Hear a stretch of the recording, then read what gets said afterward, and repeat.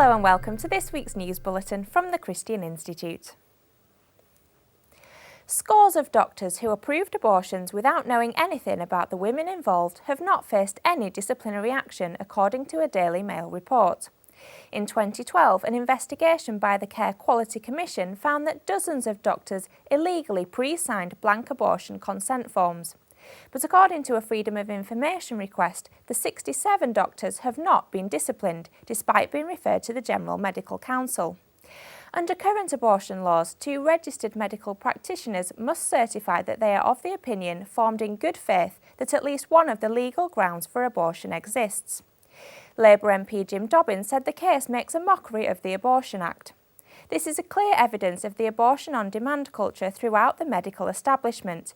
67 doctors happily referred for abortions without knowing a single thing about the woman requesting them. Worse, at the very top, senior doctors and lawyers at the GMC decided to keep these crimes to themselves. Tory MP David Burrows also criticised the inaction of the General Medical Council.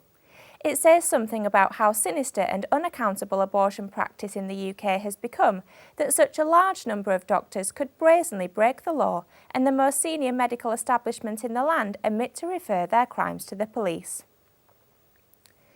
A group of 55 scientists, writers and philosophers have accused the Prime Minister of fostering division after he called Britain a Christian country. In a letter to the Daily Telegraph, the group of public figures, including atheist Philip Pullman and Sir Terry Pratchett, said labelling Britain as a Christian nation has negative consequences for politics and society. We are a plural society with citizens with a range of perspectives, and we are a largely non-religious society. Constantly to claim otherwise fosters alienation and division in our society. At last week's Downing Street Easter reception, Cameron explained he is proud of the fact that we are a Christian country.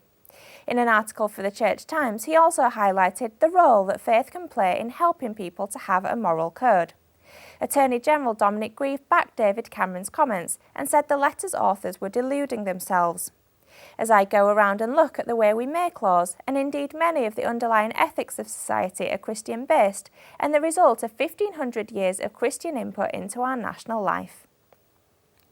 A senior High Court judge has warned that something must be done to stop the misery of family breakdown.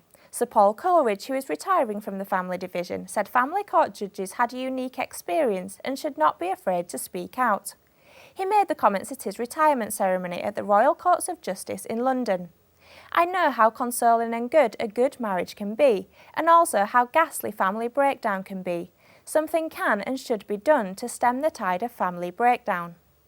Meanwhile, the former Archbishop of Canterbury, Lord Carey, urged the government to put marriage at the heart of the big society. It is worth supporting because it is the essential building block of society.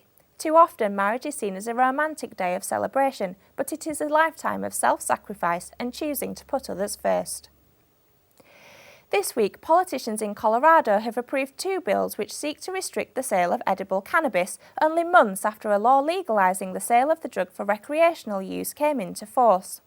The Colorado House of Representatives voted in favour of plans to stop shops selling highly concentrated cannabis and to ensure edible cannabis products are clearly identifiable.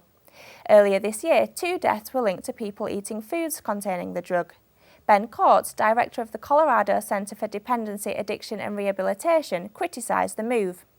This experiment in my home state has been a disaster and an absolute failure, with increased use and certainly the fatalities we are starting to see.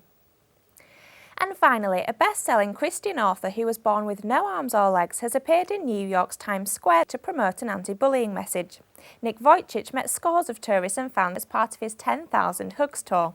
Mr. Vujicic, who attempted suicide at the age of 10, was bullied when he was younger, but has inspired thousands through his charity Life Without Limbs. On his website, he explained how God has helped him during his life. Faced with countless challenges and obstacles, God has given me the strength to surmount what others might call impossible.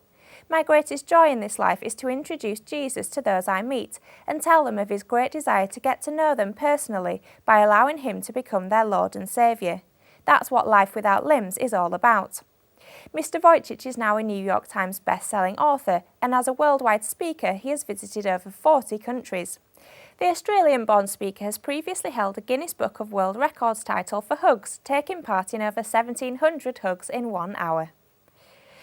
Well, that's all for this week. For more information and regular updates on all of our stories, plus much more, visit our website at christian.org.uk. Until next time, goodbye.